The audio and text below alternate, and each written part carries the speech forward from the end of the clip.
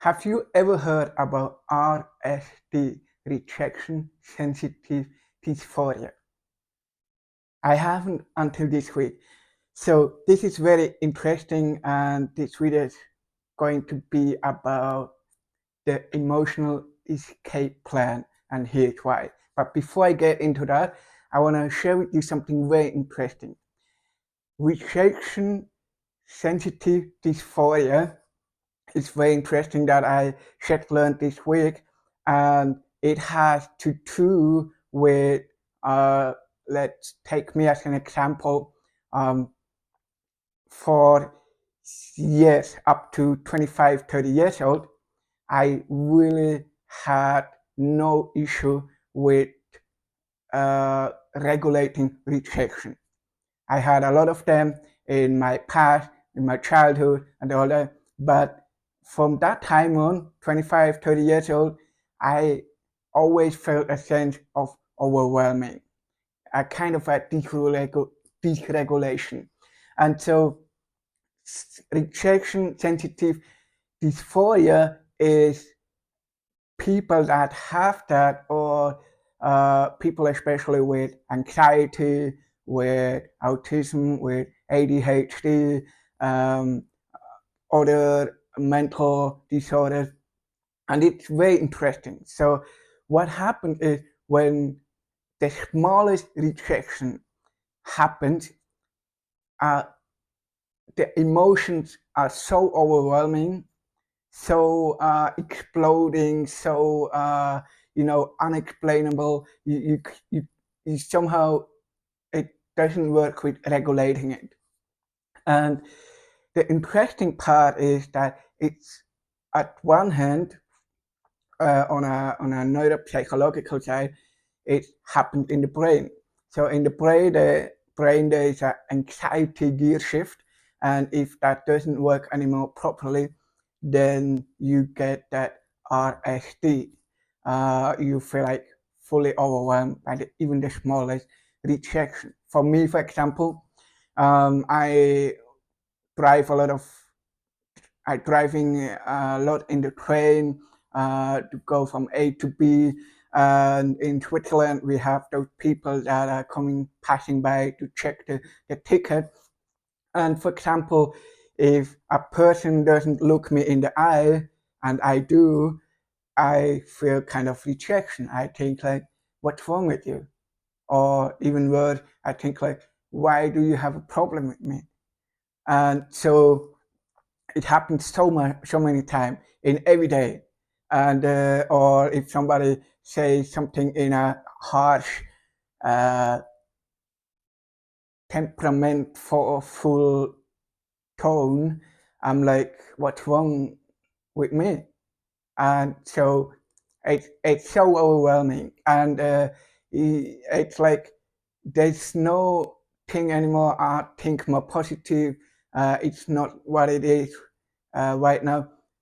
It's so overwhelming. It's just like it takes me out of the rhythm of the everyday life. So um, the brain, uh, the brain is really amazing. So I'm trying to, you know, how I can best describe the brain. The brain has so many connections with our body, with the biggest organ, the most effective organ that we can have, and so many things are connected. And the doctor that I'm following, the neuropsychologist, which is Dr. Amen, you can go on YouTube, check him out, and he says like, there are, if you don't have a good blood flow into the brain with the years gets more and more like messy, or even a little fall when you were a child, you fell on the brain or on the head, and it hasn't done any pain or something, but within the years it can create kind of a hole somewhere in the brain.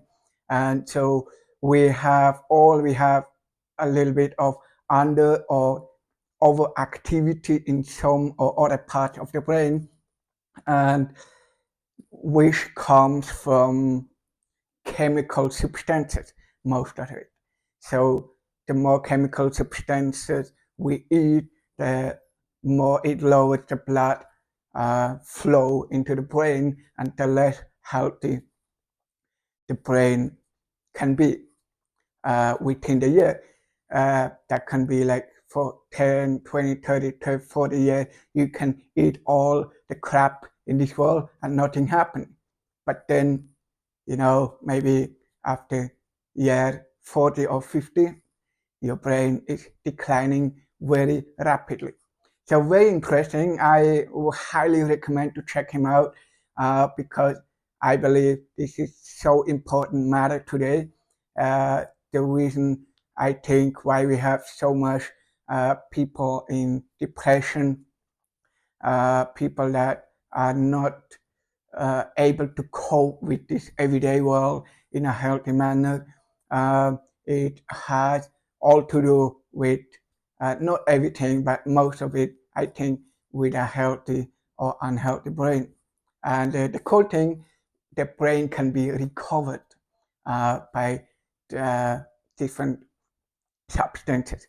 So back to the topic of the emotional escaping plan, and here's why. So when I feel rejection, for many years I didn't deal with it. I just let it flow, and I went into a negative spiraling, which was even worse. But recently I found something really interesting, and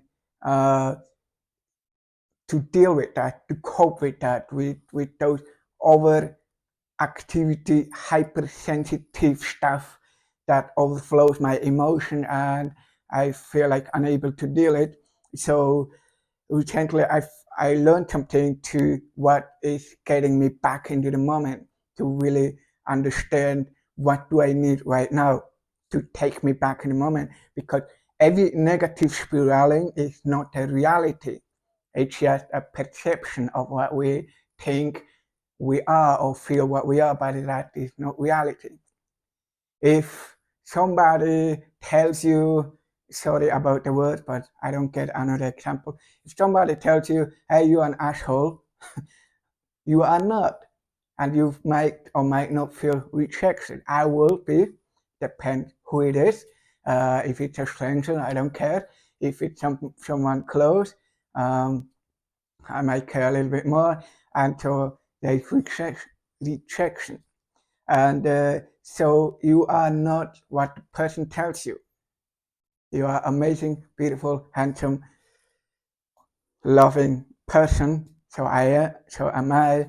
And so what I learned is to take me back into the moment.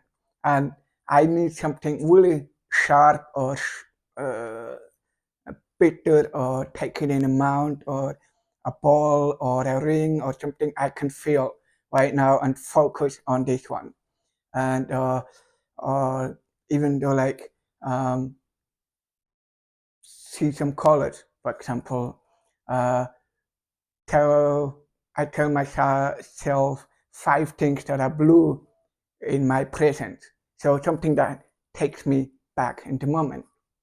So the second thing is I smell some beautiful calming flavor, or I do a breathing exercise, or this is my favorite. This is actually my emotional escaping plan. It's not escaping in a negative sense. It's escaping in a imagination that where I feel comfortable, very peaceful. And this is my imagination. I love it. I love it so much because that's my life. And for you, you can create the same place or area or whatever you love. For example, for me is one place where I feel really at peace, even more in my imagination. I have a hammock, which is between two palms on a beautiful beach with white sand, clear water, fine breathing, fine breeze of wind, and I hear birds, toucans, very beautiful birds. I hear the sound of, you know, of just being in peace, and it's like that's my imagination that I realize how powerful it can be to have a place of comfort. So important as well is um, you think like how the wind is, the wave sound. Um, you think for me, for example, I allow certain animals close by to me. For example, the small cute monkeys with the long tail. They are even or one is allowed to jump into my hammock to uh, to so I can hug him, all that, and also in my imagination, they don't stink, they don't smell bad, they're just perfect monkeys. And they don't bite, they don't do anything bad, and they are like there. And so this is my imagination as well. My big motor yacht, of course, park backward, so I can anytime if I feel relaxed, I can go onto the yacht, drive out the ocean, go for a snorkel, or even a dive, swim. And on the island is mine. Nobody has access to it. It's just mine for that time. And there are no people except uh, Jesus for me because I'm a person of faith, and he is allowed because he doesn't trigger or bother me at all because he knows me, so he knows you better than you know yourself, and he knows what you and I need even before you and I know what we need. And so he's allowed, but only after I have that time in the hammock. And so when I'm hungry, I call him, he brings me the best meal. We sit on a fire, we watch the sunset, and this is my imagination. We are maybe silent or we even talk. Um, so it's I think you get the point. It's a picture where you feel really in comfort, in peace. So, okay, this is my escaping plan. I'm wondering as well from you, hey, what is your rejection part? What triggers you or bothers you very fast? Um, and what could be your imagination? What are you doing to calm yourself down? What is your part in your life? Or is that something you go into a place or you imagine, or what is it, or where do you go in your imagination when something bothers or triggers or rejects you? So tell me also in the comment how it has helped you, this video. I would really love to hear from you because it's so interesting to see how what what are your challenges, and so I'm really interested what people tell, and that hey, at the end of the day, take care of your brain. Please follow neuropsychologist to learn more about how the brain works, how you can take care of it, because you will be so thankful in a in the future when you get older that you are still sharp-minded without any dysfunctional deregulation, because life is should not be like that we need to be suffering, uh, destroy ourselves, live in childhood traumas.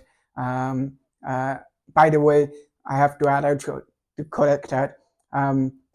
A healthy brain, it's not just about what you eat or what you take into you. This is an important part, but this is also part of childhood trauma that that's still there. It can be even little things. And my rejection part is probably coming from most of it is coming from in my home we didn't really have emotional attachment, and so when I felt a need, for example, it's just an example, I don't know if it really happened, I think it happened, but for example, I wanted a hug and I really felt a need of a hug, of a of closeness of my parents, but maybe at that point they were busy, they had no time, they didn't know how to deal with that, they were overwhelmed by themselves, and so it happened. There are no perfect parents, there are no perfect people in this world, but the cool thing is when we get older, we some people realize it, some people not. We can change it and really work on it. And I hope this video has helped you. And for today, I love you so much and be blessed and see you soon. Bye bye.